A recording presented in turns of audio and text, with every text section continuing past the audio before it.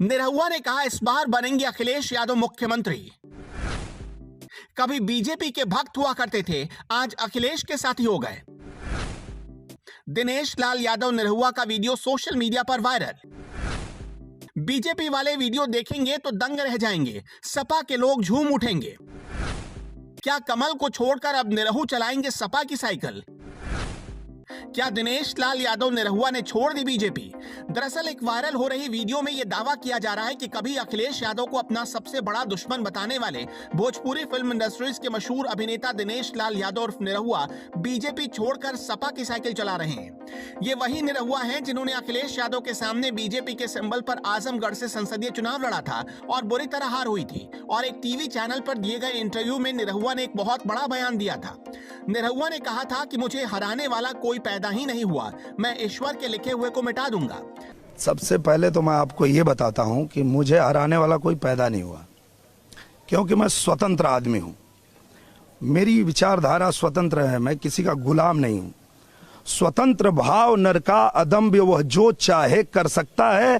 शासन की क्या बिसात, पांव विधि के लिपि पे धर सकता है। मैं ईश्वर के लिखे हुए लेख को भी हटा सकता हूं, मिटा सकता हूं, अगर मैं अपनी सोच रखता हूं, विचार रखता हूं। मैं यहाँ किसी के पीछे घूमने वाला व्यक्ति नहीं हूं। निरहुआ, भूल जाइए, मुझे कोई यहाँ हरा पाएगा। इससे लगता नहीं बहुत अहंकार है आप में। अहंकार तो रावण का भी खत्म हुआ था। आप अगर कहते हैं मुझे कोई हराने वाला पैदा नहीं हुआ, आप कहते हैं ईश्वर के लिखे लेख को भी मैं मिटा सकता हूं, तो ये तो बहुत बड़ा अहंकार है। मुझे लगता है पृथ्वी लोक पर अकेले नेता हैं आज की तारीख में जो है इस तरह से दावे कर रहे हैं। तो मोदी जी भी नहीं बोलते भाई। ये अहंकार नहीं है, ये अहंकार नहीं है। मोदी जी नहीं बोलते हैं, मैं बोल रहा हूं, सुनिए। आपको सुना रहा हूं, सुनिए। मैं बोल रहा हूं, सुनिए आप। मैं ये कह रहा हूं कि अगर मैं सच के साथ हूं, मैं धर्म के साथ हूं, तो ये असत्य लोग, ये जो लोग इस देश को लूट रहे हैं, ये मुझे नहीं हरा पाएंगे। वीडियो में दावा किया जा रहा है कि अहंकार में डूबे दिनेश लाल यादव और निरहुआ का अहंकार टूट गया। पहले आजमगढ़ से संसदीय चुनाव बुरी तरह हारे और अब खुद बीजेपी छोड़कर सपा में शामिल हो गए। तो चलिए आपको बताते हैं इस वीडियो के बारे में। ये वीडियो लगभग 4 साल पुराना है। इस वीडियो में आम्रपाली दुबे और दिनेश लाल यादव और निरहुआ दोनों नजर आ रहे हैं। ये वीडियो गाजीपुर का बताया जा रहा है।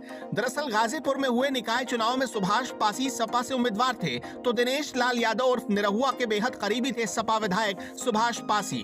निरहुआ के मुश्किल समय में खड़े रहे, जिसका कारण है कि निरहुआ को गाजीपुर से सपा के प्रचार में उतरना पड़ा।